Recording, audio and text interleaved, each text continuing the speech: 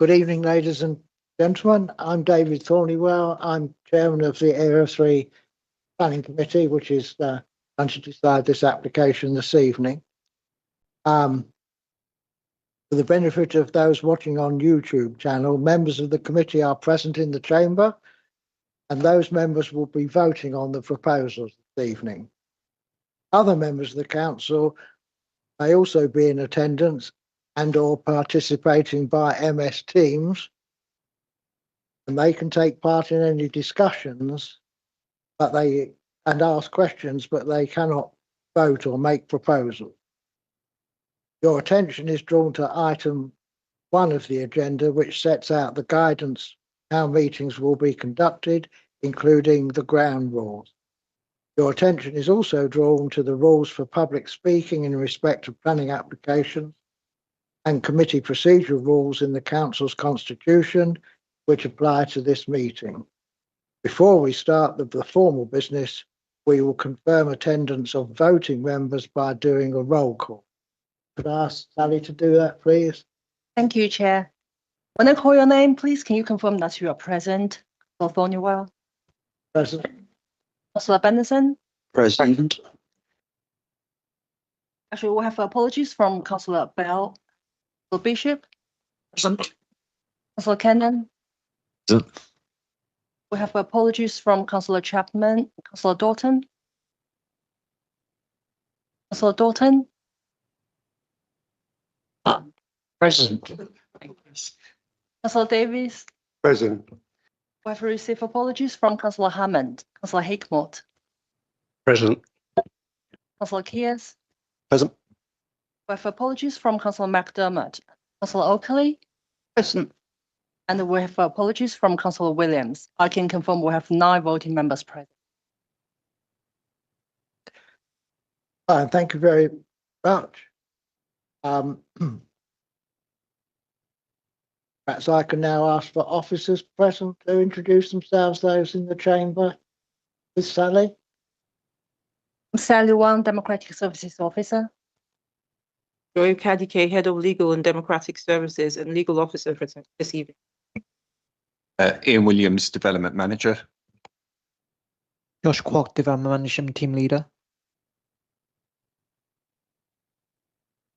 Larissa Brooks, Planning Officer. Ah, yes, thank you. I don't think there are any other officers virtually present. Okay.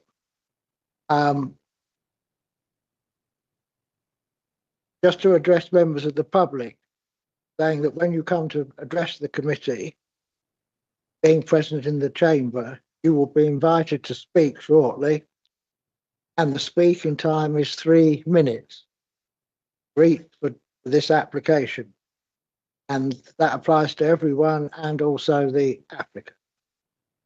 May I also remind you, speakers, that your face and voice may appear on the live stream and archive recording of the meeting, and your names will be recorded in our minute. So I now go on to apologies. I'd like to give apologies, please. And I can confirm we have received apologies from Councillor Bell, Councillor Williams, Councillor Chapman, Councillor McDermott, and Councillor Hammond. And I think that completes the committee. Everyone else is present. Item 3 is declarations of interest. Do any members wish to declare an interest of any sort? No, there are none. Then the minutes of the last meeting, which took place on the 25th of September 2025, which you have all seen. May I please sign those as a correct record? Agreed. Thank you very much.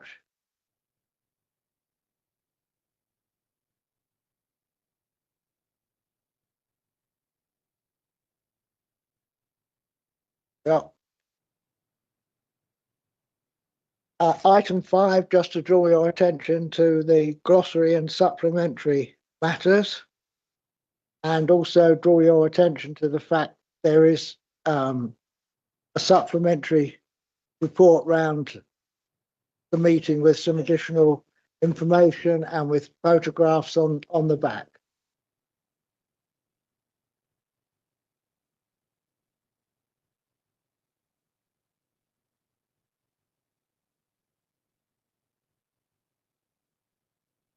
So, I think Larissa is going to present the report, please. Yep, thank you, Chair. Can you see my screen and everything okay? Yep, okay.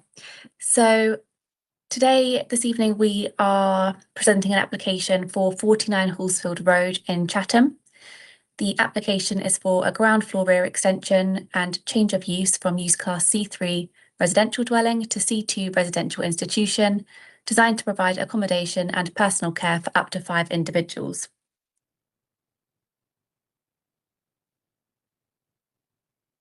On the screen now, we have the site location plan. So the red line boundary also encompasses the shared drive that runs between number 49 and number 51. And that's because there's a right of access for both of the properties when they're accessing their rear parking areas. So just to reiterate that planning permission is sought for a ground floor rear extension and a change of use from C3 to C2. The current age group for residents is between 40 and 53, sorry. And the company is called St Leonard's Place. They employ 8 members of staff in total.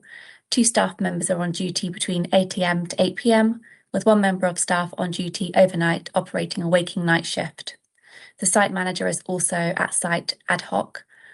And on the screen as well, I've just got a definition of use class C2, and this definition is also within the committee report. Next slide, we have the existing plans of the site. And here are the proposed plans just to show the proposed extension to the rear. So it's proposed to have obscure glazing to the north and the south elevations, which is both the side elevations, and then a further privacy panel to be installed on the north elevation. Here is a photo looking south along Hallsfield Road from the opposite side of the road, so with the application site on the left. Here's a photo of the front of the property. And this is as if you were standing on the existing terrace, which is where the proposed extension will be located. And here is a view from number 47's rear garden looking towards number 49, the application site. So if you can imagine, the rear extension will be roughly here. And here's a view again standing from the terrace of the application site where the proposed extension will be. And just bear in mind that this is before the fencing was installed, which is currently there in the rear parking area, which is shown in this photo here. And the fencing is to be removed as per condition 9 to make the rear parking space available again. And this is the existing basement and ground floor plan, so just showing the fencing that's currently there at the rear. And here are the proposed basement and ground floor plans. So that's with the fencing removed, parking space to the rear, 1 parking space to the front. So in the basement, we have a self-contained annex, which has a double bedroom, a bathroom, a kitchen, living area. And then on the ground floor, we have a double bedroom, a joint lounge dining room, the conservatory or extension, kitchen and wet room. And on the first floor, we have 2 double bedrooms, 1 single bedroom, a bathroom and an office for staff to use. A brief summary of the consultee responses. So there was no objection from the parish council. Kent County Council Highways initially objected because they acknowledged that there's a parking shortfall of 1 space.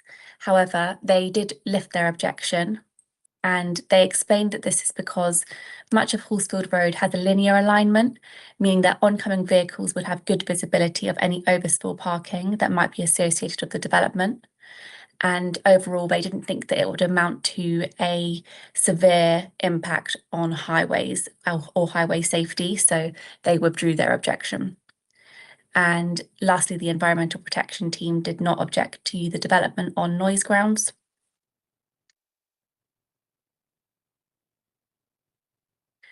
And overall, the recommendation is to approve subject to conditions which are set out in the committee report. Thank you, Chair. Thank you very much. Now come turn to the members of the public. I invite you to come forward to speak here, but I think you've had a demonstration. Could I call Daniel Hoare to come, please?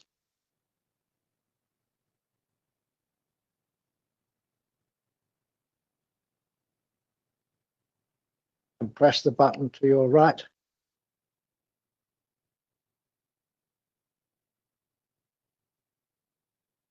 Yeah, the red light will come on. You have 3 minutes. Lovely, thank you. Chair, members of the committee, my name is Daniel and I live at number 47 next door to the application site. Since the application was submitted back in June, I've continually raised significant concerns with the application and its material impact to neighbouring properties' amenity. A review of the officer's report presents fundamental flaws, contradictions and a lack of evidence-based assessment. Firstly, 4.12 in the officer's report states that the planning officers have reviewed the plans and are satisfied they are correct.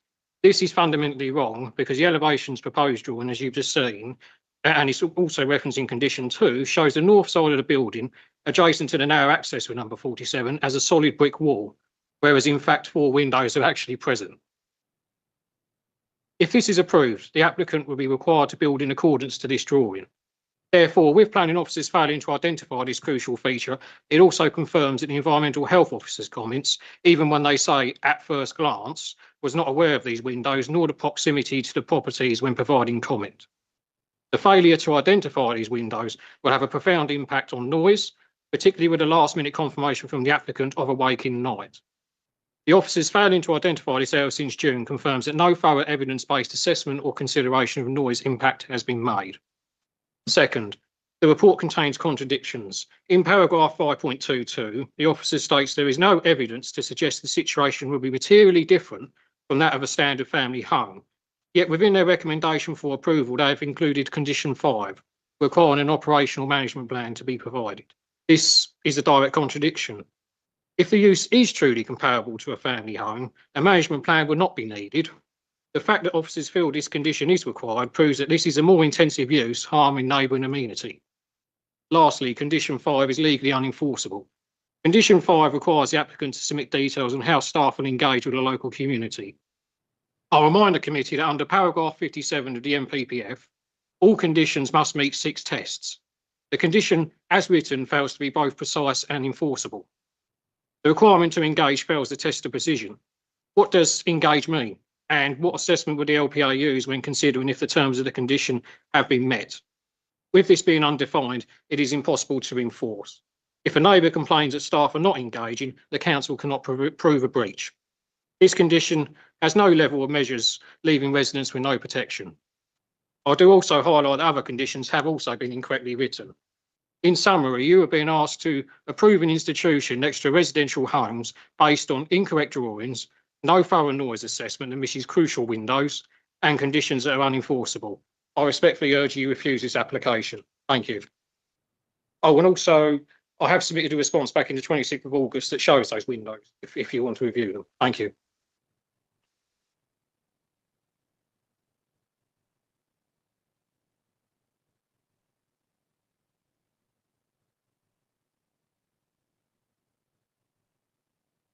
And I call Susan or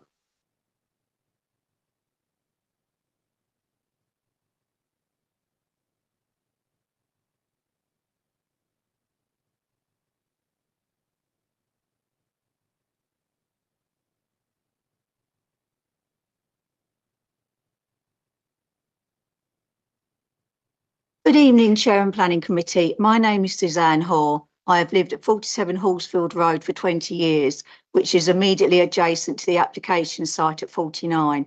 49 is totally unsuitable for C2, as substantially smaller than the residents' present home where 4 already live. It's not acceptable that a neighbour's way of life is adversely impacted for a net benefit of just one additional resident, the fifth person noted on the statement. Material harm to multiple neighbours cannot be justified for the benefit of accommodating this single additional resident. Our chalet bungalow has a ground floor bedroom and living area. These are immediately adjacent, under 2 metres away from 49 front door and drive area. Our wall with these 2 rooms also follows down 49's wall, and the distance between at this point is even narrower. The constant disturbance of a 24/7 institution, as confirmed by waking night, will hugely impact our quiet quality of life, rest and well-being. The officer came inside our property to gauge the proximity to 49, stood in the bedroom and living area, took photos and commented on closeness to 49. She also walked down the outside of our bungalow by the outside wall of these 2 rooms and took pictures here. This huge material harm to us now being totally forgotten by the officer. We submitted a response with photos to demonstrate this closeness. Interestingly, these were blacked out by planning. An industrial fire alarm would cause frequent disturbance on testing and if set off by residents. There is conflict between parking and safeguarding. If rear fencing is removed to reinstate parking, this creates a risk for vulnerable residents going onto the shared driveway road. The site cannot safely accommodate both. Statutory consultees, Environmental Protection, Parish Council have not visited the site. They offered desk-based approvals, failing to account for the complex proximity of our homes. And operational management plans means LPA knows issues will occur. Neighbours have already experienced total lack of consideration and respect, as the officer knows. A contact number for the site manager would not help at all. Enforcement would be contacted. The officer's report omits paragraph 5.67 that the applicant bought the property without permission and now faces significant implications for the business if refused. These financial implications will weigh in the decision. Personal financial loss is not a material planning consideration. It is unacceptable to approve a harmful development to bail out an applicant who took a commercial risk at the expense of neighbours who have invested in their homes in a quiet road. This proposal relies on inaccurate plans, physical impossibility regarding parking safety, creates unacceptable noise and traffic, and misapplies planning policy regarding financial hardship. I respectfully request this application be refused. Thank you. Okay.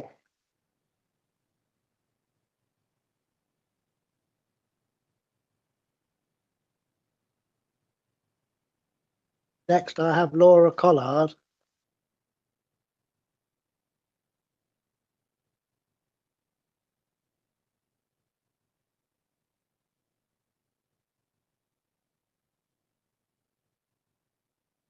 Good evening, committee members. My name is Laura and I live at number 51, which shares the driveway with number 49, and I have serious concerns about the application to move the business to number 49 and change to C2 and for the first floor extension.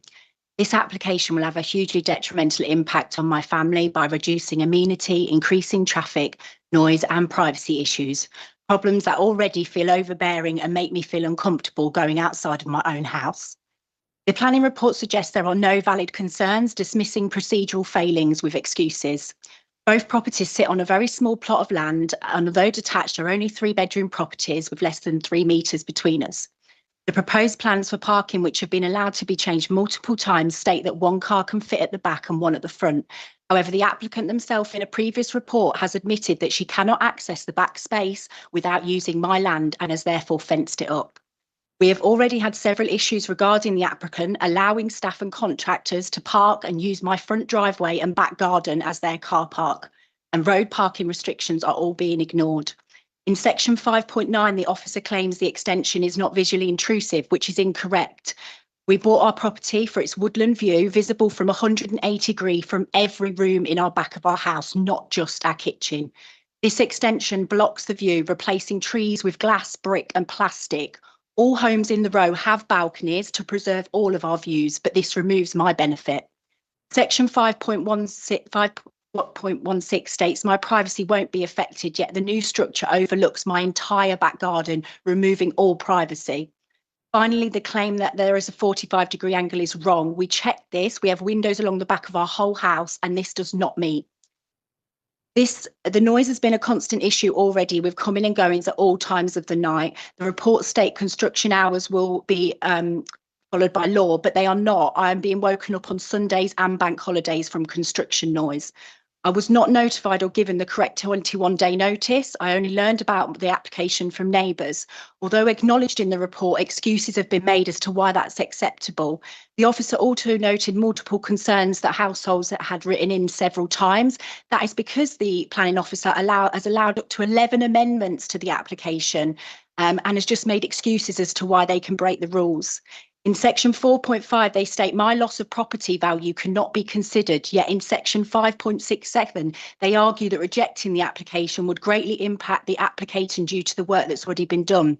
While I respect the applicant cares for vulnerable people, I work with them daily, this still remains a business and the owner profits from my loss.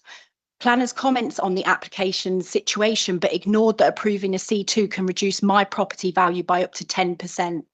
We purchased this property with all of our savings in a nice, quiet neighbourhood.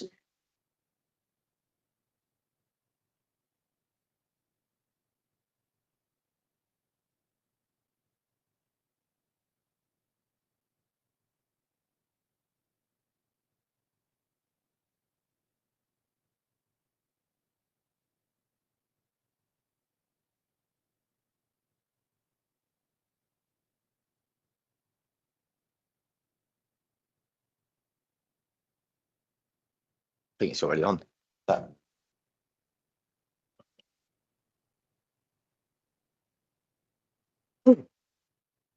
guys, my name's Chris. Me and my wife neighbour the shared drive with the applicant, and it has a covenant agreement in place, making it difficult for us not to be involved today. I'm addressing you regarding the planning application for change of use to a C2, the ground floor extension that sparked significant concern in our home, causing me and my wife a horrendous amount of stress from trespass, criminal damage, and numerous occasions.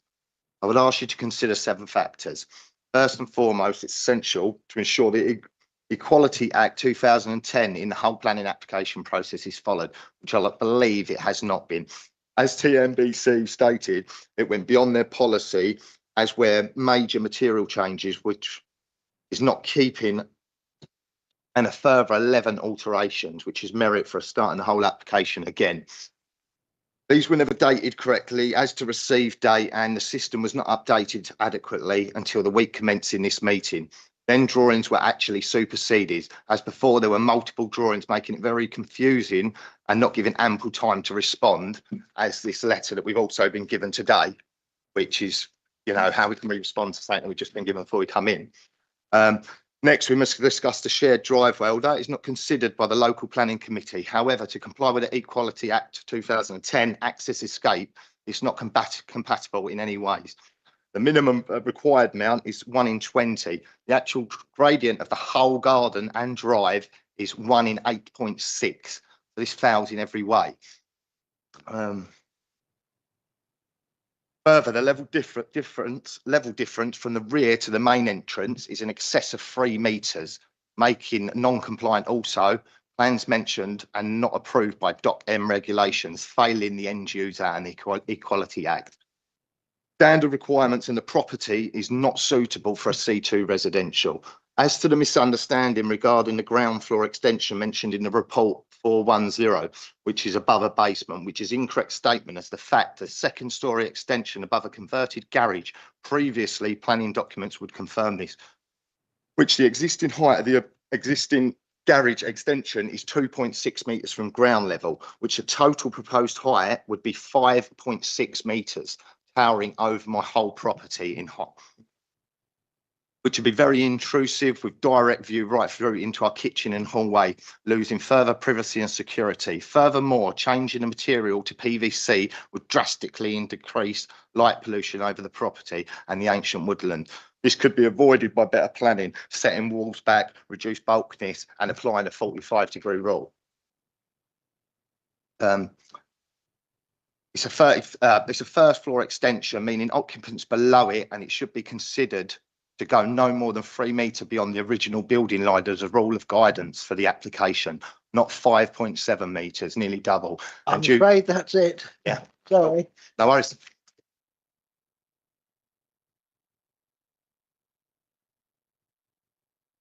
And then lastly, Samuel Stevens.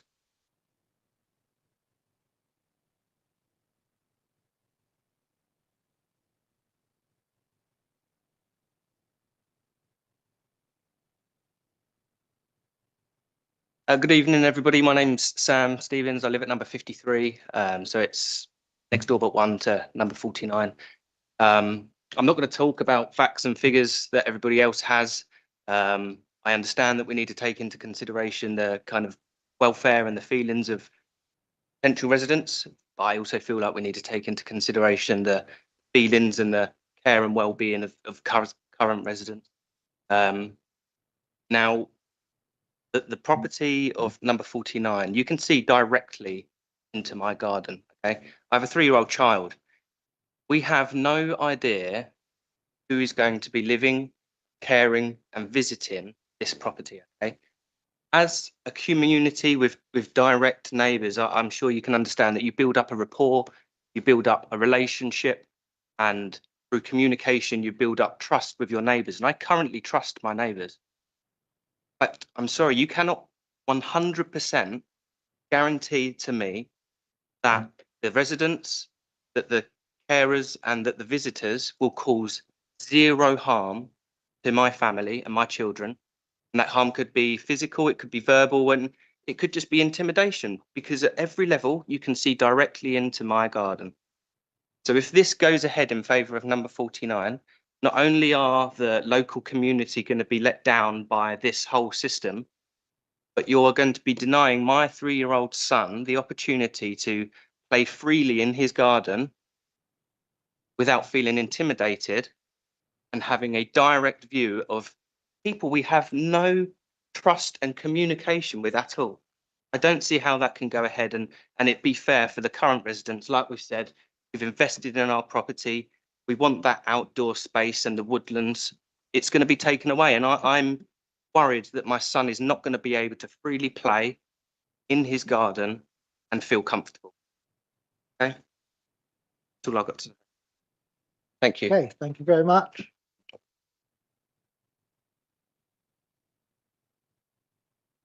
And lastly, Valera Costinar, is it? Yes. Sorry if I haven't pronounced your surname correctly.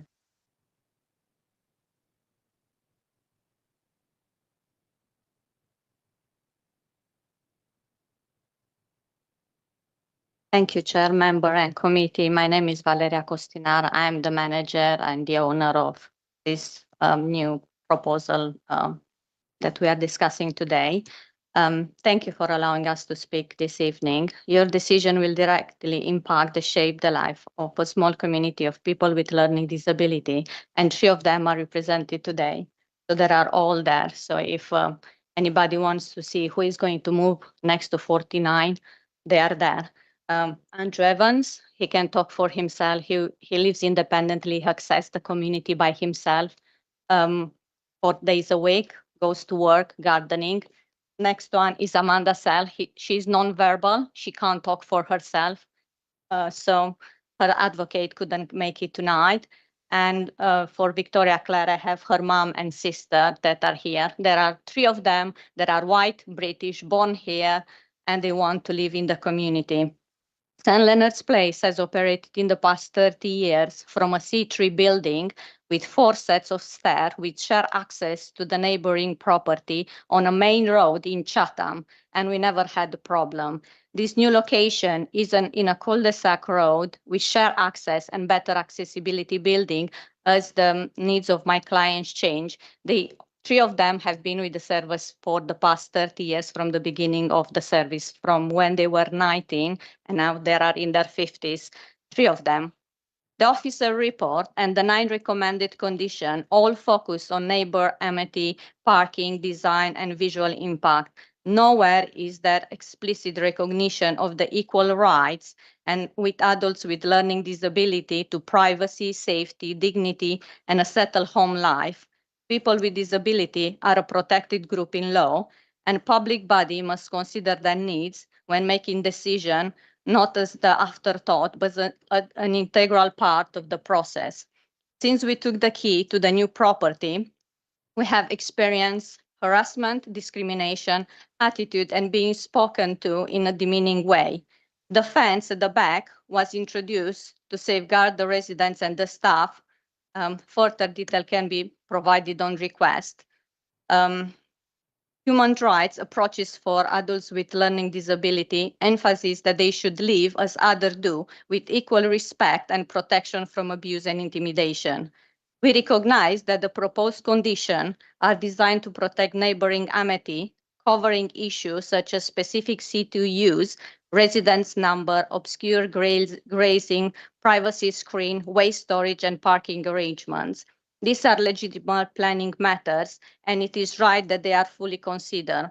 However, planning guidance also stresses the need to balance the amity expectation of the wider community with the Sorry, need. that's it. Your 3 minutes are up. Thank you.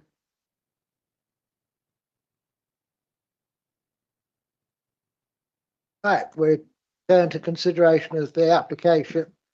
The local member called this in, so perhaps I can ask Des to speak first. Thank you. Thank you very much, Chair, and thank you for all the residents and indeed the applicant for their impassioned speeches this evening. Look, I just wanted to start by saying that we all know that officers have a very difficult job with heavy caseloads. High expectations are placed upon them because being a planning officer is one of the most critical functions the council has. It impacts the most amount of residents. It's something that most amount of residents care about, and the decisions that planning officers make and the recommendations that they pass to people like us on committees like this often result in permanent changes to our communities within our borough. And it's really important to note that these things are irreversible once done in most instances.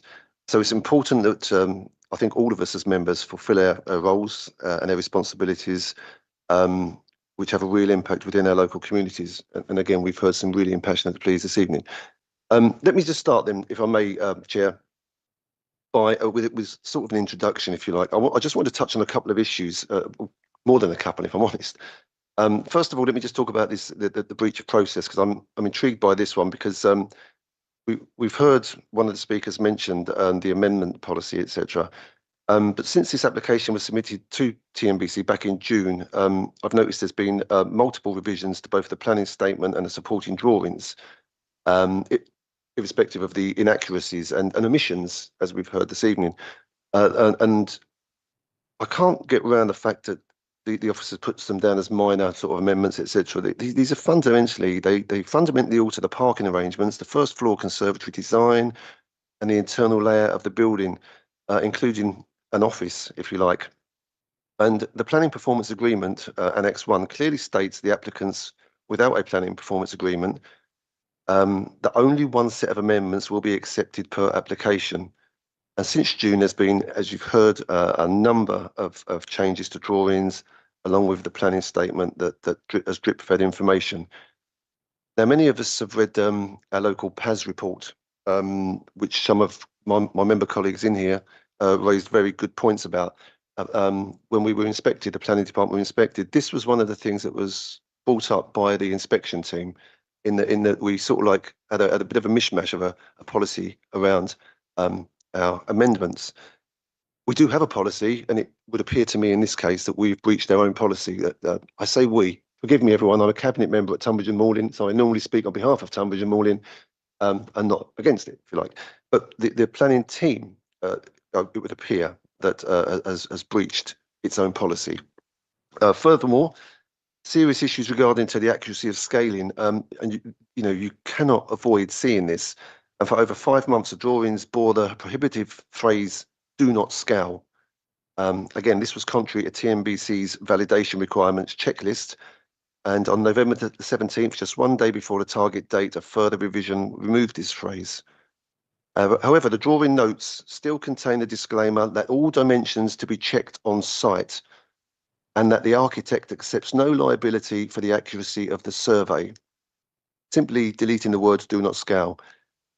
This doesn't provide me with any confidence at all in the procedure that's been undertaken. I'll just move on again around the layout of proposed drawings. These are all procedural issues I just wanted to tease out because they've been mentioned by people this evening. The layout of proposed drawings features fundamental, in my opinion, errors. The width of the shared driveway is shown as 3.2 wide, and this is wrong because I can confirm that the width between numbers 49 to 51 is 2.73 at its narrowest and 3.05 at its widest, not the uniform and wider 3.2 suggested on the layout proposed drawing. The side axis is depicted as straight, whereas in reality it narrows significantly towards the back of the property. The fenced off space, and this is an interesting one because it was brought up this evening a couple of times already. The fenced off space, the applicant's 12th of September planning statement dated explicitly noted that 2 residents require supervision due to a lack of safety awareness. And this is interesting because consequently the rear parking area was fenced off with metal railings for service users' safety. Despite this, revision 12 of the proposed layout still shows a parking space in this rear area. Quite clear, you cannot have a parking space in an area that is permanently fenced off for safety reasons. And I noted the officer in her introduction today basically said that that fence will now be removed if the application is approved to accommodate parking. So what happens to the safety? What happens to the safety of the residents in that case? It seems to be completely rebutting each other's comments here. And again, it's another issue that I'm not sure. I'm not sure of, I guess. The missing windows has already been spoken about. The existing and proposed elevation drawings, revision 12, failed to show 4 existing side windows on the applicant's own property adjacent to number 47. And these include a ground floor wet room, one without frosted glazing, an upstairs landing and a bathroom. And omitting these makes it impossible to assess the noise impact leaking from the applicant's property. And I'm not sure that without these verifiable drawings, we as a committee cannot be confident that a full and proper assessment of the impact on neighbouring properties has been undertaken. Chair, with your permission, can I just continue with some other issues I have here? I just want to make some some statements, if you like, with the officer's report this evening. If I can turn my iPad back on. So the officer's report at 5.29 and at 5.37 very much alludes to the importance of the Care Quality Commission, who play a vital role in the inspection of safety and, of course, registering a business such as this. Now, I spoke with officers on Tuesday, as did your good self at the pre-meet, and the Care Quality Commission hadn't been contacted by officers at that time.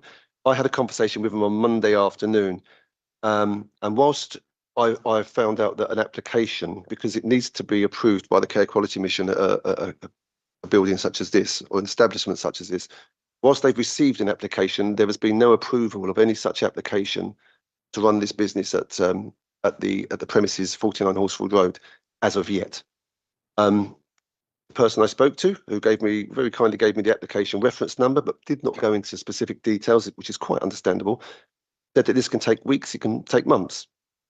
But again, it puzzles me that we can grant planning permission without the necessary safety, due regards to safety and due diligence regard to safety that comes from the Care Quality Commission. It's also worth noting, and I think I'm okay in noting this, and I'm sure Head of Legal Services will tell me I'm not if I go over the lines here. So please just stop me if I do. But this property sits on the local boundary with Medway Council. Now, for some of you who follow, sadly, news like I do and updates in my surrounding areas, you will notice that Medway Council have just, and remember the existing property is within Medway at the moment. Medway Council have just allowed, are just having a massive review of all of their HMO premises. Owing to, you won't be surprised, noise and parking, and the fact that there's too many of them. And they're just going to invoke an Article 4 direction, which is a local authority action to withdraw specific permitted development rights for specific properties. Care homes are within that. And this is used specifically to preserve character, to stop small changes, control HMOs to protect too many in any one area, and protect amenities and safeguard local residents and communities. And this also means that an Article 4 means that any changes to HMOs that Medway now have comes to a planning committee meeting. So that's going to be that's going to come forward within the week, and that's going to be agreed by. So you can see that it's not just the concerns of the residents here tonight. There are concerns right across a huge neighbouring unitary authority, and I'm sure there'll be much more on that coming up. But when I talk about the Care Quality Commission, if I may, I just want to quote. Now, this is. I just want to talk about the Care Quality Commission's latest inspection report of the premises St Leonard's Place, which is in Maidstone Road in Chatham. Now, it's the latest one, and it's a bit old. It's a couple of years old, but it is the latest report that the Care Quality Commission did on the premises. There are two areas that are quite evident in requiring improvement from the document I have here. The first area is the service safe? It requires improvement. Is the service well led? It requires improvement. And I just read you a comment, if I may, Chair, from this report on the current existing practice run by St Leonard's Place and the managers that's here tonight. Assessing risk, safety monitoring and management, learning lessons when things go wrong is the heading. People's individual risks were not always fully assessed to ensure they were provided with safe and consistent care. Although staff knew people well, there was a risk people would continue to be at risk if staff were not consistent in their approach and did not have appropriate guidance in place. One person became very distressed at times, and although there was information available about the person, we identified many risks that had not been fully assessed and mitigated against. These included risks to others.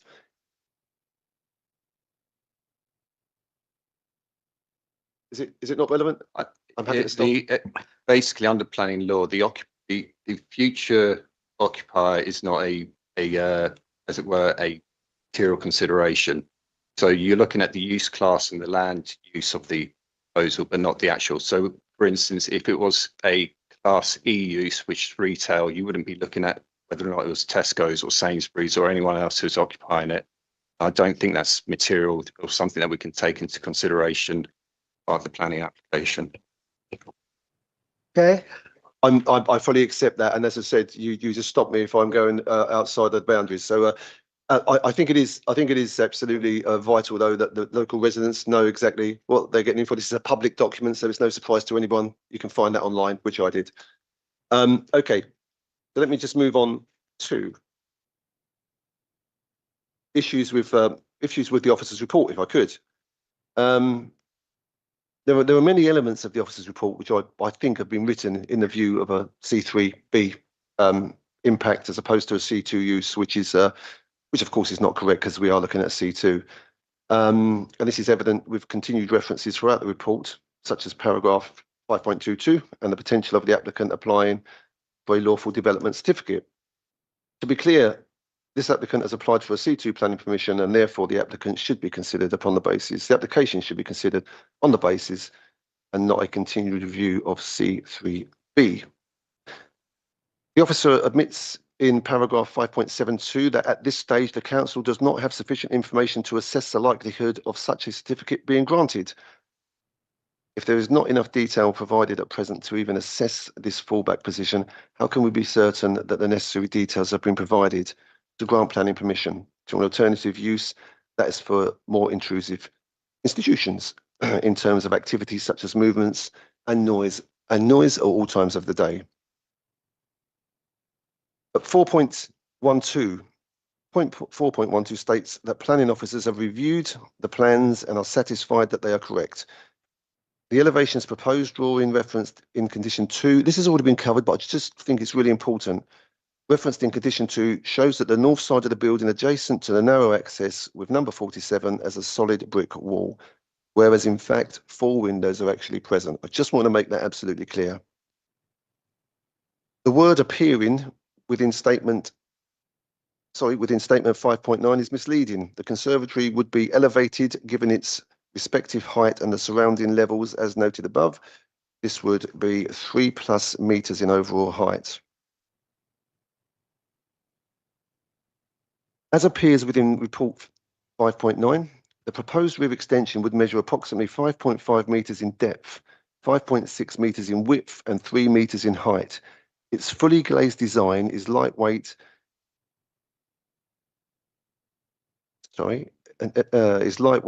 of appearance and characteristic of a traditional conservatory rather than a solid brick built structure.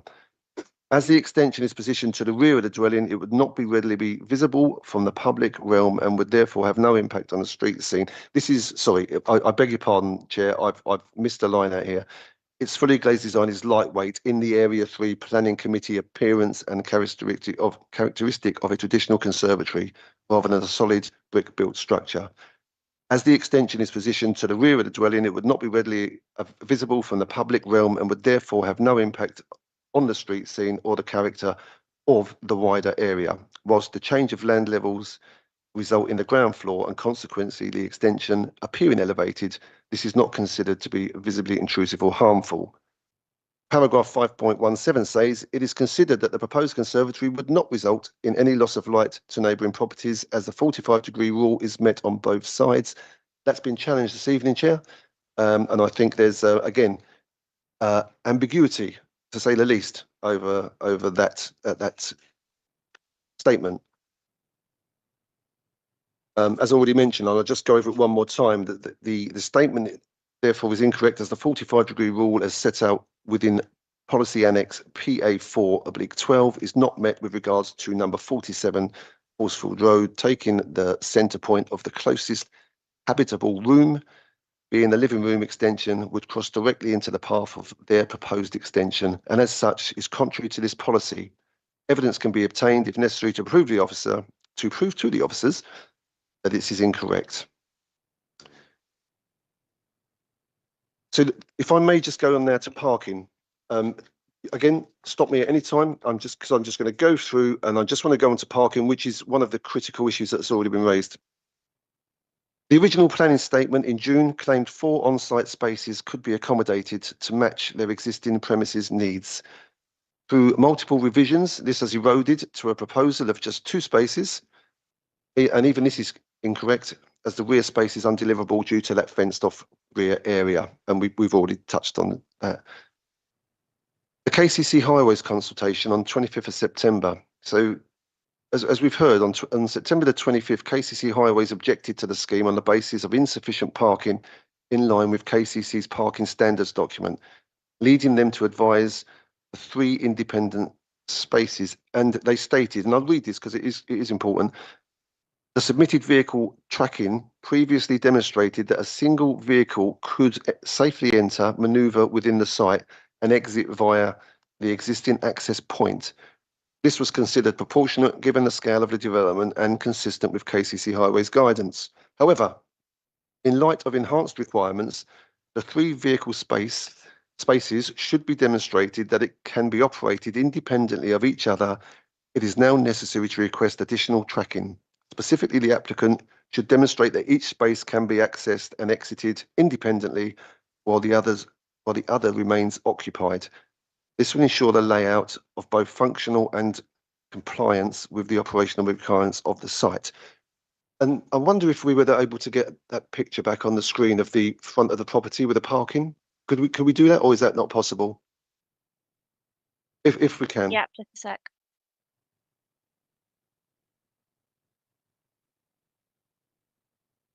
Not that one. That's probably better, I think. There wasn't another one, Ian, was there, at the front of the premises? Thank you. That's great. So that is obviously 49 Horsfield Road, and you'll see that the car is parked in the one space that's there for it. KCC explicitly noted that the parking restrictions along Horsfield Road is not suitable for operational staff whose shifts span from 0800 to 2000. And critically, they also stated the scale of the development is modest and no highway safety concerns are anticipated, subject to the above requirements being satisfactorily addressed. Okay. So lots of ambiguity again around the KCC statements there. Now, we heard that a parking management plan has been submitted to overcome KCC Highways' objections.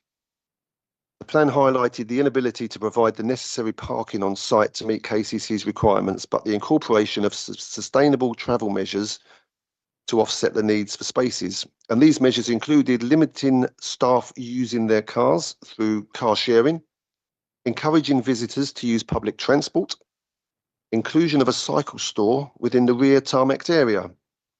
But despite these measures, the plan again fails to mention some key issues. A pool car, which would be permanently kept on site for use by service users and staff. The KCC highways officer, previously viewed as requiring a dedicated space. Existing parking restrictions along Horsfield Road, including Maidstone Road, for 2 hours, 1 hour on each side of the road between 11 and 1, Monday to Friday. The applicant's planning statement highlights that she is in the office 3 to 4 days a week at various times or more, often as needed, with the office being present on site, within the office being present on site, and the manager being in more than half of the week. Space is therefore required for the manager, in addition to the pool car. Site only provides one viable space. The parking management plan, in my opinion, my humble opinion, is fundamentally flawed because of the following. There is no mechanism to monitor or enforce these practices for staff or visitors. As a different planning officer highlighted in a delegated report for a similar application at Mill Lane, and for those of you who know Mill Lane, I know my Aylesford colleagues will know this, the planning application of 22/02836, statement 5.17, the LPA has no reasonable way to ensure that staff do in fact car share, as personal circumstances may not facilitate this. The officer continued that it is appropriate to consider the application on a worst case scenario basis. It cannot be assumed that current staffing levels or residents' care needs will remain static. They could change, therefore increasing parking demand. Good planning practice surely dictates that this application must be assessed on a worst case scenario. The nearest bus stops are 800 and 850 metres away respectively, substantially above the Active Travel England stand-in advice, with note for a maximum of 400 metres, and it is impracticable to consider service users cycling along with staff after working potentially a 12-hour shift. It's apparent, therefore, to me that the parking management plan relies on unfounded assumptions to downplay parking issues that contravenes the evidence-based assessment that we all require in planning. In terms of KCC Highways' contradiction, on the 6th of November, following the parking management plan, KCC Highways provides a further consultee response on the 6th of November that states, it is considered that the parking requirements can be met with the application boundary. However, as the site is located on an unclassified road with low traffic flows, this is not considered a highway safety issue, but rather a highway amenity issue or concern. The parking shortfall cannot be considered a valid reason for highways objecting. This response does not formally retract their previous objection. Instead, this is contrary totally to their earlier advice that stated, once again, the scale of development is modest and no highway safety concerns are anticipated, subject being the key word to the requirements that they previously said being addressed. These being for 3 spaces to be provided on site. So let me just continue on this, and again, I think this is the key part of this application. Without the ability to provide necessary on-site parking, there is concern over the shared driveway with number 51. Without the adequate parking being provided, it is inevitable that there will be impacts on number 51's right of access we are unaware of any other institution sharing driveway with residential dwellings. And I guess just common sense dictates that issues will arise. The overspill of vehicles will worsen, parking along the road, leading to more cars parked on the pavement. There is already an issue with increased street parking, causing nuisance for access to existing driveways. And it shouldn't be allowed to increase due to the institution's lack of inadequate off-street parking. And this will be contrary to policy SQ8 of the Managing Development and the Environment EPD that clearly states any necessary transport infrastructure is in place or is certain to be provided, along with Part 3 of Policy CP24 of the core strategy that states development which by virtue of its design would be detrimental to the built environment, amenity or functioning and character of a settlement or the countryside will not be permitted. Now, because it's a C2 property, we have to work to the Kent parking standards. And I'm just going to touch on that, if I may, for just a sec, Chair, because again, it's equally as important. There is no suggestion within the KCC parking standards table covering C2 use document that stipulates a visitor space is not required if the proposal falls below the 6-bedded threshold. It is highlighted within paragraph 1 of the standards that the document is a starting point for engagement and should be informed by site-specific consideration as appropriate. With 5 service users proposed, this would equate to 0.83 of a space, which typically in planning is rounded up to support a worst-case scenario. And again, I note that the officer's report for the very similar application, which it didn't come to us because it was a delegated proposal for Mill Lane, which is very close to this site, and was also for 5 users. The worst case scenario was applied, which resulted in a requirement for 5 parking spaces. And the reason for this requirement, as indicated by that officer, was due to a lack of nearby public transport and no guarantee that a car share, as advised by the highway officer in this application, could be enforced. This application had an identical number of staffing during the day, with the potential to increase in rare occasions. Therefore, based upon this similar application, increasing the number of parking spaces on site would allow for staff handover, 8 employees in total, and any other visits arising from external services or family members, reducing the spillover onto the road. With 2 daytime care staff plus the manager working during the day, 8 AM to 8 PM, the provision of only 2 staff spaces is also demonstrably insufficient, in line with the Mill Lane application. A worst case scenario, again, could and should be applied, whereby 3 staff, including the manager, arriving by car, should be assumed, and as such, 3 dedicated staff spaces need to be provided on site. A further space, of course, should be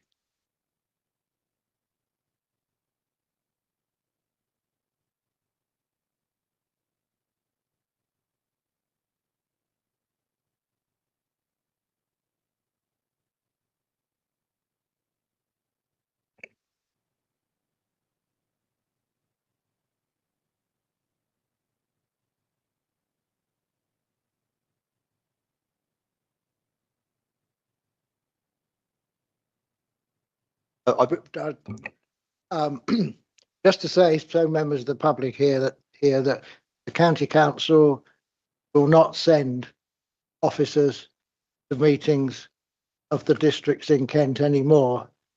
So it's not just this application. There is no one from highways here. It applies across the board, regrettably, in my opinion.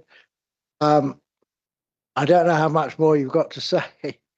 Are you coming towards the end? Absolutely, yeah. I did say it was going to be a little bit of time, didn't I? I prefer to let you finish. Yeah, the thing is, Chair, and I'm not sure where Councillor Oakley's going on this one, but I think that if KCC choose not to attend here, they've written their statements, and if I'm going to rebut and challenge their statements, then I have to be able to put that forward. I would assume I can do that quite legally, because they've totally contradicted their own statements here. And I'm trying to put the facts in an open and fair and honest way, as the way I see them, and any person maybe looking in would see them. So yeah, you can just take what's written on paper, but I don't think it gives an accurate assessment of what we're actually dealing with. So I'm happy if you are, that I'll just finish this off. Yes. was that should this application be refused on those grounds, the Borough Council would be responsible for defending the appeal. That you wouldn't expect the County Council to produce a witness or a statement or anything. You're nearing the end, perhaps you're finished. Yeah, absolutely. I'll do my best. But once again, I feel like we owe it to our residents to be able to, you know, how can we deal with parking issues because the parking highways officer's not here. The KCC highways officer, you know, anyway, let's crack on. And I will just go to my final paragraph. It appears the relevant parking standards have been disregarded in both the highway officer's recent comments and the planning officer's report, classifying this issue solely as an amenity concern rather than a highway safety risk. Increased on-street and pavement parking will not only inconvenience residents attempting to access their properties, but it will create a genuine highway safety hazard by restricting visibility for vehicles exiting their driveways. And again, we've heard a little bit of that tonight.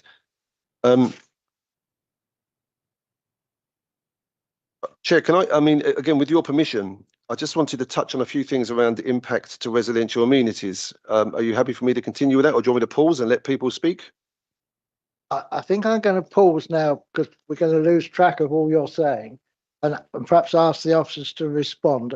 It seems to me that the first part of your presentation related to procedural matters, particularly the number of amendments that have been made, and if that's against our policies, what effect that has, if any, and also you've drawn attention to alleged errors in measurements, so forth. But I'm sure officers made a note. So thank you, Ted. So if I can just respond to the procedural issues. Yes, there are sort of policies in respect to amendments, but the number of the amendments that were sought were purely to correct issues with the plan. So for instance, the do not scale. That's something that we require on the plan so we can actually scale from those plans. It should have been caught at the validation stage. So the officer was completely correct at that time to ask for new sets of plans just to correct that issue. It didn't substantively change the proposal that was before members or which the neighbours got to see. More so just allowed the authority to be able to use those plans accurately. In terms of the car parking, yes, it's correct that the guidance says for nursing and residential care homes that it should be guidance is for 3 car parking spaces, but the Highway Authority has come back to say that they have no objection to the level of car parking being provided. The use that is being proposed is not your typical nursing or residential care home, and based on the evidence before them, the Highway Authority have provided their assessment, and that's the basis on why the officers have made their recommendation in terms of the highway impacts. It may well be accepted that there will be a degree of overspill parking, but as a local planning authority, we have to actually demonstrate demonstrable harm to neighbours or to the highway safety. And that's where, if we were going to go down the line of use, I think we would struggle, because if in their comments, they've said that it's a low traffic, low sort of park up area. I think any inspector would probably look at it and go, well, there is possibility for some on-street parking to be accommodated. Just to move on to a number of other issues, I think in terms of CQC, that's a different regulatory regime. So we're just concerning ourselves here with the use of the land, what's being proposed in respect to that. The CQC will assess whether or not this property is actually suitable for the proposed use and for the proposed care that's being put forward. If obviously the applicant can't get the licence through, then that's something that they'll have to deal with through the CQC. We're purely looking at sort of the impact in terms of the change of use and also the rear extension itself. I think that was pretty much what I had sort of in terms of the response to Councillor Kears. And what about measurements where they're differing? I believe the officer, If they are. I was going to say, I believe the officer did go back to the architect who drew the plans and requested that they are checked. I'll be surprised if the architect didn't actually go out and survey the site itself. In terms of sort of the 45-degree rule, it is the case that the conservatory does break that, but again, you've got to be able to demonstrate that there's going to be harm to the neighbours in terms of their amenity. And given the separation to number 51 and the fact that it's actually south of the application site, it's officer's opinion that there would be no demonstrable loss of light to their rear windows, simply because sufficient separation between where the proposed extension is going to go and the fact that the sun around, it would still provide sufficient light to those windows itself. In terms of number 47, the property itself is set further forward in the site, so the actual property itself intersects that 45-degree line as it is existing. So and also in fact the extension sets slightly in from the northern elevation of the property itself. So that's sort of there. In terms of the windows on the northern elevation, I have to admit the officer did miss those. We would, well, going forward, I would suggest that we do seek amended plans, whatever the decision is, to make sure that those drawings are correct. And I think I'll hold my hands up. I wasn't aware of that at the time, but there are 4 windows on there. Having said that, again, you've got the environmental health who've sort of come forward and said that they don't expect there to be any sort of issues in terms of noise disturbance. And again, we would rely on sort of the expert witnesses to provide us with sort of their expert advice on that.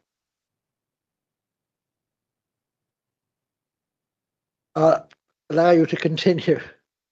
I'm not going to be long with a great cheer from Councillor Oakley, I can tell. I'm just going to make a couple of points now on impacts to residential amenity, because of course we've mentioned many times the noise issues. I just want to touch on something else that was mentioned, the applicant's assertion that this changes of use is comparable to a standard family dwelling is, again, I think demonstrably incorrect. This is a business, and the proposal involves a roster of 8 staff plus external support and visitors. This level of its intensity is not founded on any noise assessment and far exceeds domestic norms. And furthermore, if I may, suitability for users, the noise issues affect not only neighbours but also the prospective service users who are moving from where they are now in self-contained flats to a property with reduced personal space. Additionally, the dwelling is situated on a slope with steep stairs to a sloped rear garden, and this cannot be deemed accessible or suitable for some of the intended users. We've heard about privacy and layout and some of the issues for neighbouring properties being overlooked. One of the key issues is the waking night noise. Now, on November the 17th, the applicant submitted on the application that this is a waking night facility, and this implies increased movement and activity throughout the night to meet user needs. Now, I think just on that, we all know what it's like when we're sleeping, etc. Perhaps the sound of car doors opening, banging, front doors opening, banging, etc. These premises are literally together. There's no wiggle room. You know, a couple of meters at tops. So I think that's going to be a real issue, the waking night noise, and you know, so almost residents have got a 24/7 issues going on here. Acoustic issues related to that, the narrow separation, only 2 meters between number 49 and number 47, acts as an echo chamber for the applicant's four-side windows, as we've discussed. And of course, we've also discussed that the windows were omitted from the submitted drawings. Operational noise, with the confirmation of a waking night staff, requirement to leave the main property to access the annex will create significant noise. Opening and closing of doors during sleeping hours, and this will reverberate to neighbouring properties. No mitigation measures have been proposed in this. I just want to make one more point, really, on the Environmental Health Officer's report. Response, and this is way back on the 17th of July. I wonder if the officer actually attended. But they stated that the application did not raise concerns at first glance. Really key words, at first glance. And this wording may suggest a lack of a full assessment. The environmental health officer was likely not to have been fully informed due to the inaccurate drawings, which we've already heard from the officer. I think he used the words "hands up" regarding the neighbouring proximity and the late disclosure of the waking night status. They're things that certainly I don't think would have been taken into consideration by the EHO, and I think that will do for me at the moment, Chair. And I would be very keen to hear from others. Thank you very much. Anything officers want to say further at this stage? I just think in respect to the sort of waking care, I think that that's more of a case of if the residents themselves need any assistance during the night. Obviously, they're adults with sort of learning difficulties and what have you, and that's no indication necessarily of any excessive noise being produced throughout the night on a regular occurrence or what have you. That would be any different potential type of use. But in terms of the environmental health comments, like I said, they've raised no objection. And if we were to sort of go along those lines of reason for refusal along those lines, we'd need to sort of provide some demonstrable evidence as to why. Anita indicated first, though. Thank you. I did come to this meeting with a very open mind about this because a difficult issue, but I was interested to hear what the neighbours were talking about, which is not my experience of living next to a care home such as this. Up until 5 years ago, and I've lived in my house for 43 years, up until 5 years ago, the house next door was in multiple occupation with special needs and carers coming in. I experienced no problems, and I don't understand, I really, really don't understand why this has created such animosity in the community. I don't understand it. And I'm really cross. I'm really cross about it. And you're really cross about it. But actually, if you sit down and think about it, I think you'll find that these people are just living in a home the same as you and I. They'll form a community just as we get on with our family.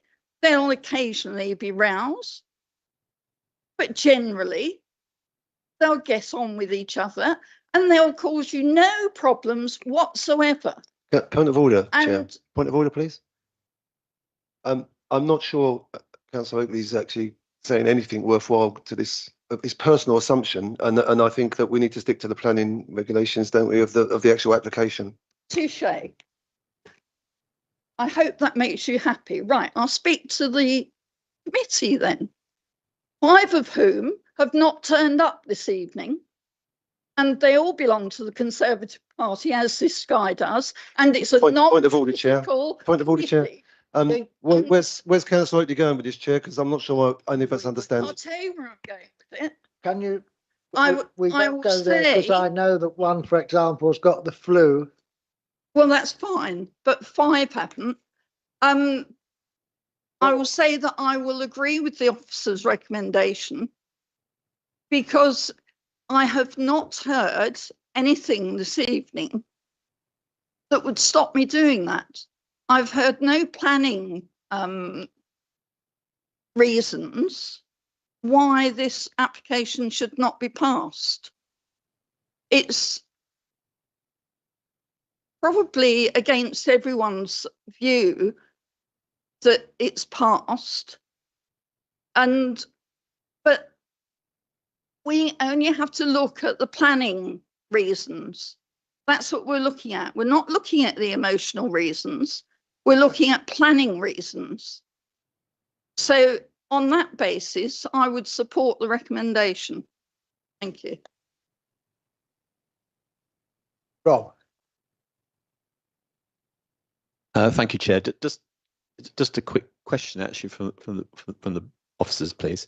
You mentioned the parking excess parking will be taken up. The slack in parking will be taken up by on street parking. It's just that there's actually currently parking restrictions, and I didn't quite see how that could correlate exactly. Can you explain how that particular conundrum could be solved? Thank you. Parking restrictions are only limited for certain points of the day and different times each side of the road, essentially, from what I understand. And also, you know, if there was any unlawful parking, that'd be down to the parking enforcement to enforce itself. However, it's one of those things where, as I say, the Highway Authority have not objected on grounds in terms of a under provision of car parking. So that's the expertise that we've followed in terms of making that recommendation on highways grounds. And if you were to refuse it on under provision, you'd have to then demonstrate whether or not there would be sufficient severe harm to the highway, safe and efficient operation of the highway, in accordance with the MPPF. Roger Dalton. Thank you, Mr. Chairman. And through you, could you clarify the shared driveway aspect? I live in a house, I may finish. I live in a house that has shared driveway access. I own that driveway, and my neighbour has a right 24/7 to pass over that driveway, but he has no right whatsoever to park on that driveway. I had to go through legal situation because unfortunately he's one of these guys that tended to be a bit of a bully.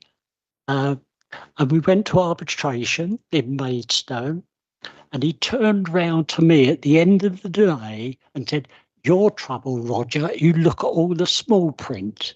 And I said, "No, I can live with anybody. But what I want to know is, it was 2 domestic dwellings. Now we have a business and a domestic dwelling. How does that balance itself? What right has one of them got over the other?" Thank you. Sure, legal will probably correct me if I'm wrong in this, but regardless of whether it's a business or a person, individual, it's a legal personality. So if it was a business that owned the property, they would acquire that right for access over that land. However, any sort of third-party rights of access or anything like that isn't a material consideration in terms of planning applications. So easements and anything else like that aren't material. They're a civil issue that would need to be enforced through the courts. Yeah, I was just going to second that. So when we're dealing with planning applications, where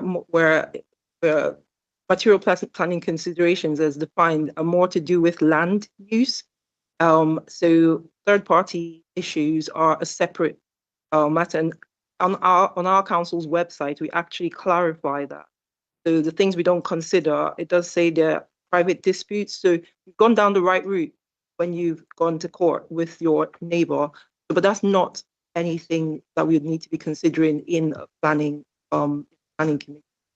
That's something that's to be dealt with separately. Thank you.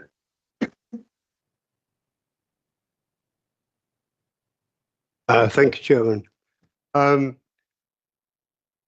I have a problem with this, in that with Mill Lane that Des Kears mentioned earlier, we were assured that that multiple occupancy house was okay for parking.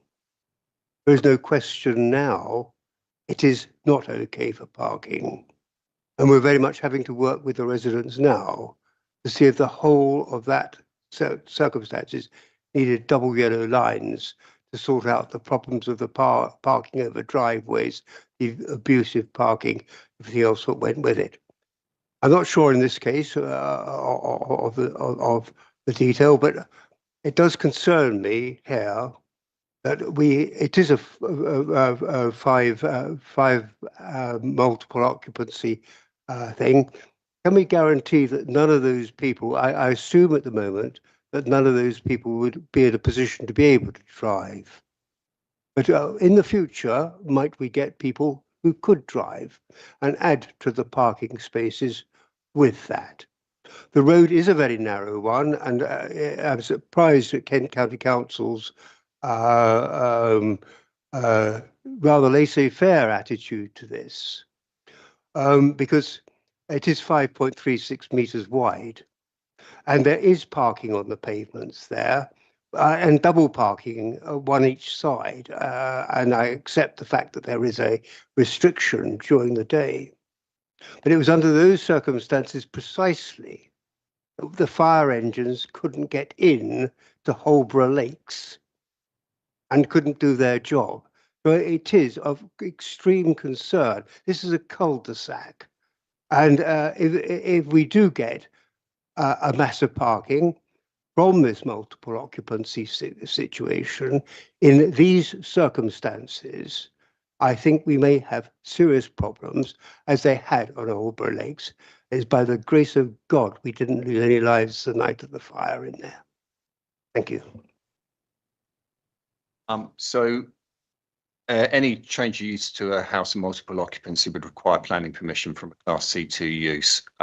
You've got condition 3 of the recommended conditions, which prevents any other use within Class C2 other than for adults with learning disabilities as well. So I don't know.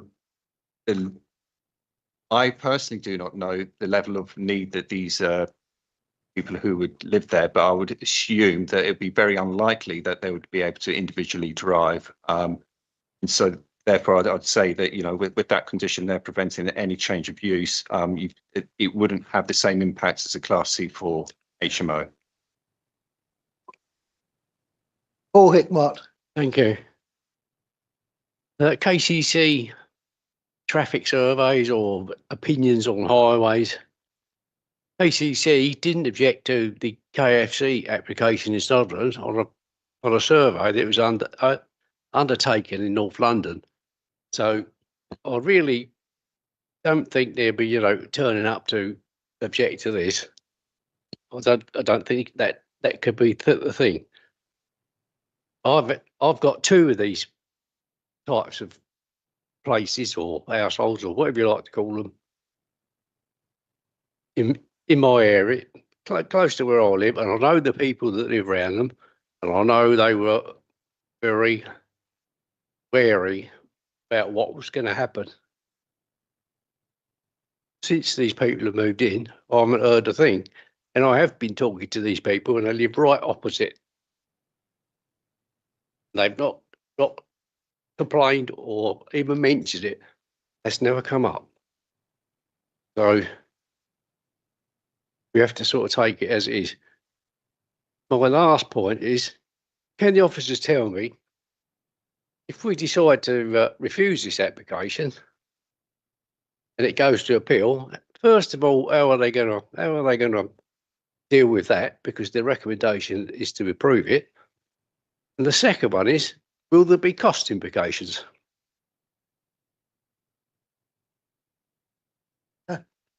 So I guess it would depend on the reasons that the committee were minded to refuse it. What reasons you would refuse it for? Obviously, if it's, and there's been a lot of discussion about highways implications here.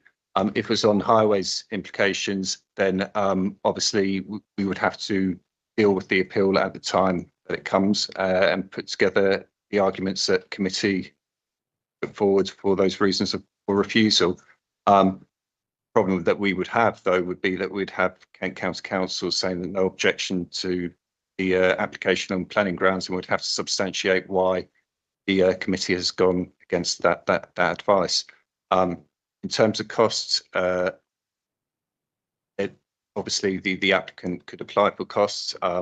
Whether or not they're reasonable or not, I'd have to refer to my legal to sort of come up with that reasons as to whether or not they think it be. Okay. If we're looking to refuse on highway ground and we have the statutory consultee, highway authority saying they don't object to the scheme, I'd be very concerned because the inspectorate can also award costs. It doesn't necessarily mean that the applicant is the one that, you know, obviously applies for costs. They can if we've been seen to be unreasonable. So the grounds for refusal have to be really, you know, one that that is very defensible. There's something you have to come up with that is defensible. If that's not the case, we'll have to, you know, obviously would have to see what comes out of it, because I can't, you know, obviously say they will award costs, but the whole idea is local authorities should not be seen to be acting unreasonably when it comes to planning decisions. Des again. Thanks very much, Chair. Look, I've heard a lot of what's been spoken by colleagues, and if you agree, I'd like to make a proposal at this time. And I'd like to propose that as a result of the increased comings and goings, additional parking of vehicles, staff movements, disruption and activity would result in an unacceptable intensification of the site, out of keeping with the character of this quiet residential area and harmful to neighbouring amenities, in conflict with policies CP24 of the Tunbridge and Malling Core Strategy and policy SQ1 of the Managing Development and the Environment Development Plan document. Second part, is anyone? Two proposals, if I may, to cover the comments that I've been listening to, if I may. Is that okay? I always look to Joy to make sure I'm not overstepping the mark on anything. Yeah. Okay. Yeah. Of course. I understand. So that's the first, and the second point is, as a result of insufficient off-street parking, the proposal would not function well over the lifetime of the development, and the parking plan would not be enforceable or provide sufficient mitigation for the failure to provide the necessary off-street parking spaces. This would amount to poor design and would be detrimental to the functioning of the development, in conflict with paragraph 135 of the NPPF, policy CP24 of the Tunbridge and Malling Core Strategy, policy SQ8 of the Managing Development and the Environment Development Plan document, and the Kent Parking Standards SPD. And I'd like to propose that those are the reasons for refusing this application this evening. Yes, I think in response to well, the second one is that's the most fresh one in my mind. I genuinely do not think that's going to be a reason that we would be able to substantiate at appeal. And I think we'd have to sort of we would be liable to potential costs due to the lack of a highway authority objection on car parking, plus from the sort of lack of demonstrable evidence that there is any parking stress in this area. In terms of the first reason for refusal, again, without any sort of objection from environmental health or anything else like that, again, I think it would be a very difficult refusal to defend a appeal. And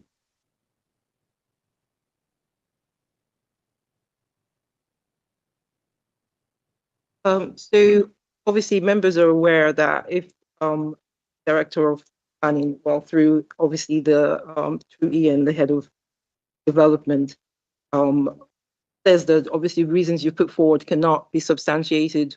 We do have procedures in the council's constitution, which is now 15.24, which obviously I have to read out depending on how the votes go this evening. So just to clarify to the members of the public, 15.24 and what it says, if contrary to the recommendation of the Director of Planning, Housing and Environmental Health, an area planning committee is minded to determine an application in a way or on grounds which the director does not consider can be substantiated, a resolution by the committee to make such a determination will be a recommendation only and the application should stand adjourned to the next meeting of the committee to enable the Director of Central Services and Monitoring Officer to submit a report on the possibility of costs or compensation being awarded against the council in the event that the application is determined in that way. So what would happen is whatever vote that's taken this evening would be, if it was a refusal, it would be a recommendation only. It wouldn't be a vote that would pass today until a report has been prepared, and then we come back to committee. So the matter will be adjourned, it will come back to committee, and then we'll have members will have had a chance to read through the report. You're not supposed to ask questions or anything at a meeting, sorry. Yeah, so that's just giving you information about how the voting and how the process goes in accordance with our constitution. Thank you. Thank you very, very much. Tim Bishop's been indicating he hasn't spoken yet. Thank you, Chair. Can I ask the officers to clarify this position regarding the fallback position? I'm reading it to assume that if we were to reject this application tonight, the applicant will be quite free to go away, submit an application for the conservatory, which I think probably wouldn't be refused by officers, and then go down the route of just changing the use of the building, because from reading this, they have that permission to do so. Perhaps the officers could clarify that before I go any further.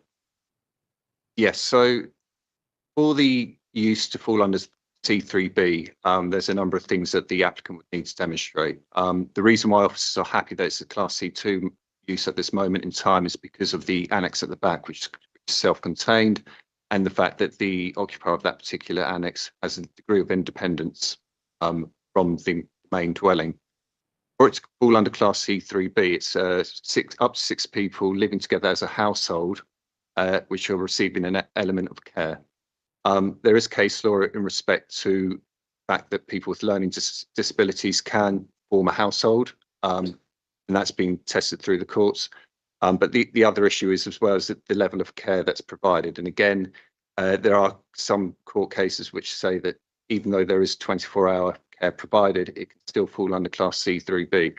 But it's dependent on the evidence provided by the applicant. But as officers, we would be remiss not to point out that there is a potential third option or a different option to the that the applicant potentially pursue, but provided they provide the requisite evidence.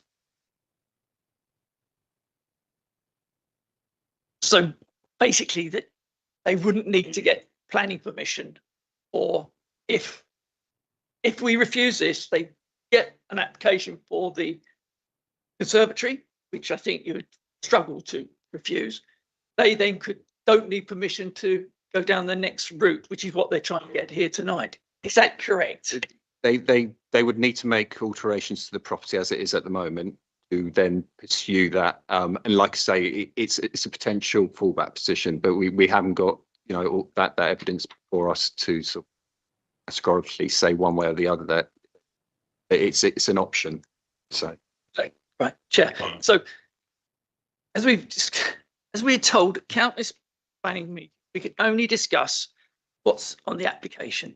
It is clear to everybody here that there is no parking issue because KCC, the Highways Authority, have made no objection. After a bit of juggling here and there, they've made no objection. You're quite right.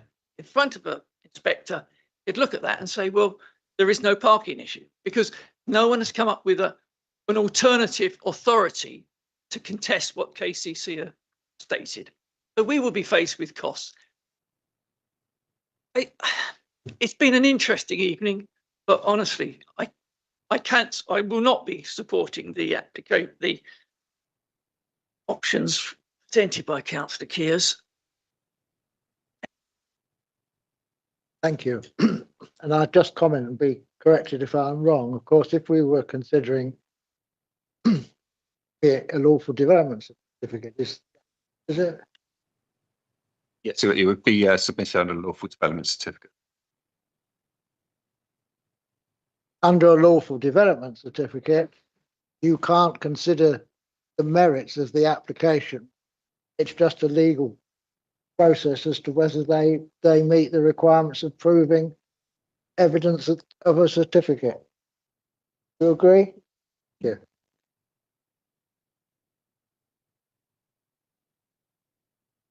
Anyone else? Lisa.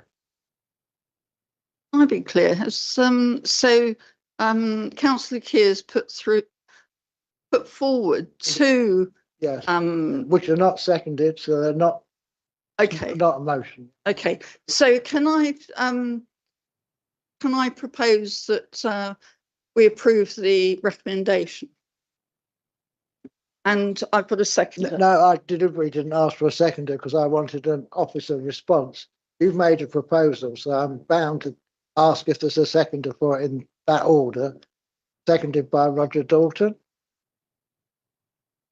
And are you wanting Councillor Kears to put forward both suggested grounds for refusal? Yeah, I think so at this time, because I've not heard anything to suggest that both are not valid. So yes, I would be putting both forward.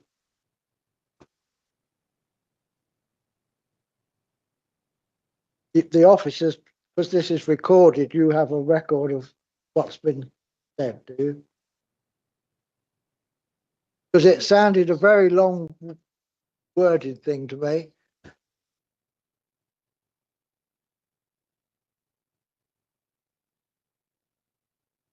Yes, it's recorded. There is, I'm going to put that to the vote, but I suspect this is going to result in it being adjourned if that vote's passed. But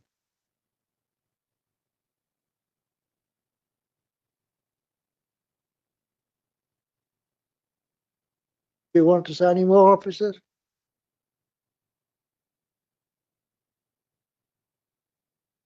You want me to repeat to the...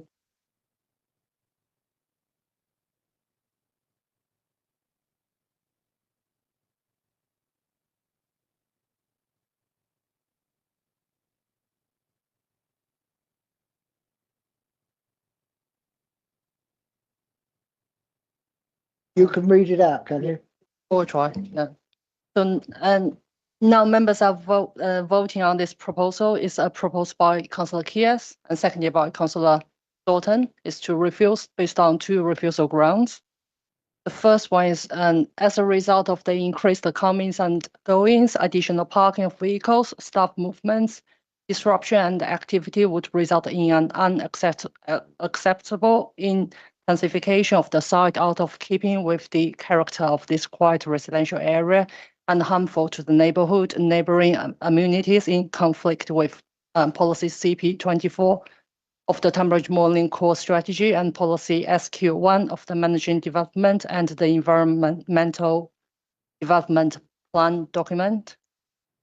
And the second refusal ground is as a result of the insufficient off-street parking, that the proposal would not function well over the lifetime of the development, and the parking plan would not be enforceable or provide sufficient mitigation for the failure to provide the necessary off-street parking spaces.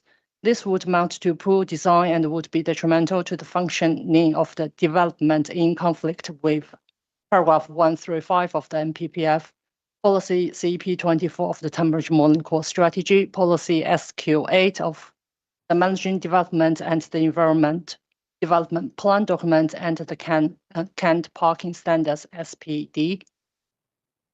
So now I'm going to do this roll call. When I call your name, please can you indicate whether you are for, against, or abstain this motion? And I will leave the chair to the last, Councillor Benderson. Against. Councillor Bishop. Against. Councillor Cannon. For. Councillor Dalton. Councillor Davis. For. Councillor Hickmott. Against. Councillor Kears. For. Councillor Oakley. Against?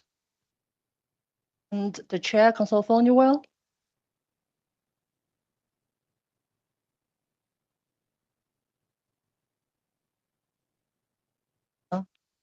Yeah.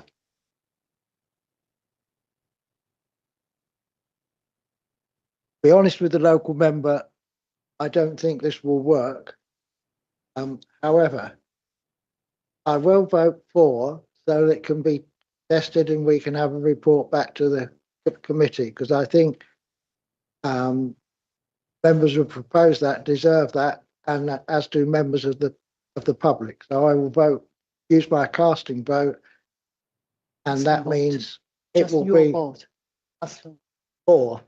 Oh, yeah. Yes. Okay. No casting vote. So that's 5 members voted in favour and 4 members voted against. Yeah. 1, 2. All right, so as I just clarified, I mean, Ian, as you said, yeah, that can be substantiated. Okay, so he's confirmed that. So 15.24 means that the vote that's been taken is a recommendation only, and the matter will come back to committee. So I'll just read the second part of 15.24. So it says there that if the Director of Central Services and Monitoring Officer's report indicates that there is likely to be a risk of significant costs being awarded against the council at an appeal, or potential liability for to pay compensation, the committee may not determine the application in a manner contrary to the advice set out in the report, and a resolution by the committee to make such a determination will be a recommendation only, and the application shall stand adjourned to council for full for determination. So at the next planning committee, the report, members will have had a chance to read through the report, get a chance to debate that item again and decide which way they will propose to go. But at the moment, the vote that's been taken is a recommendation on, so it's not, it hasn't determined the application. I hope you all understand that. So it's not decided. We'll come back to a future meeting with an officer's report regarding the grounds of refusal. So for tonight's meeting, that deals with the application. I'm not aware of any other items that arise from the agenda. There aren't any planning appeals to report to this committee as far as I'm aware. So I thank you all for your attendance and declare the meeting closed at 9:10.